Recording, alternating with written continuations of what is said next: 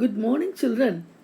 Today we are going to see the Unit 2 Forms of Business Organization. In that, Chapter 4 Sole Proprietorship we are going to discuss in this lesson. Okay, a business organization is an organization which is engaged in some industrial or commercial activity.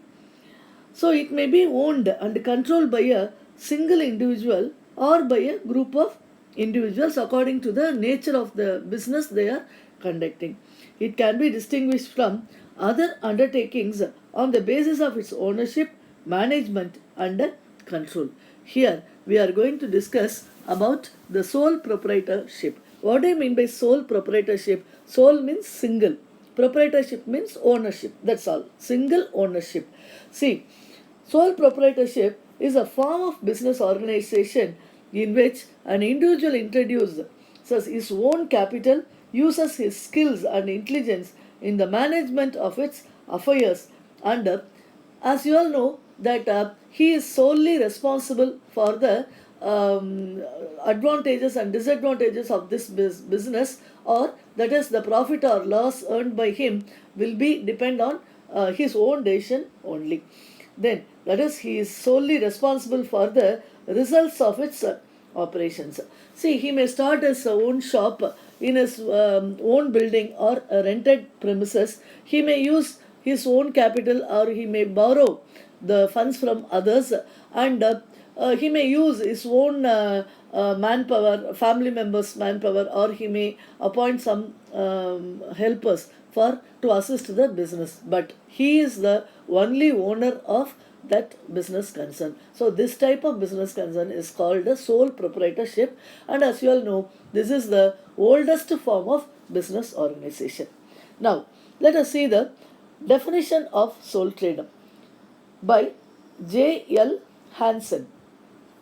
Sole trader is a type of business unit where a person is solely responsible for providing the capital, for bearing the risk of the enterprise, and for the management of the business. Okay, now let us see the characteristics of this sole trading business.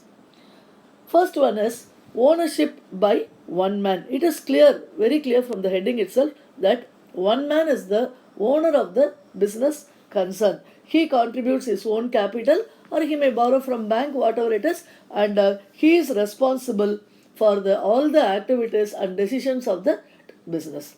Freedom of work and quick decision. So as he is the single owner, he need not discuss about anything with anyone, but he may get the advice from others, that is different, but the final decision is he will take himself. He could not consult anybody else, hence he could take quick decisions regarding the market conditions, purchase, sales, whatever it is.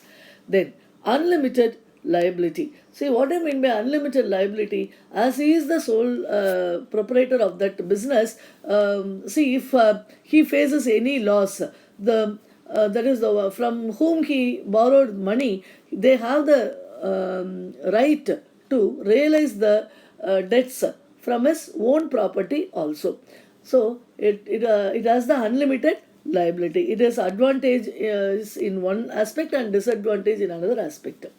Enjoying the entire profit, as he is the only owner, so he has the full right to enjoy the profit arise from that business activity, which means he need not share his profit percentage to anybody else. So he and his family will enjoy the entire profit. The next important characteristic of this sole proprietorship is absence of government regulation. So the government will not interfere in the formation and the timings and all the other activities of the sole proprietorship, but the only thing is he has to do the legal business. So no legal formalities are to be observed in this case.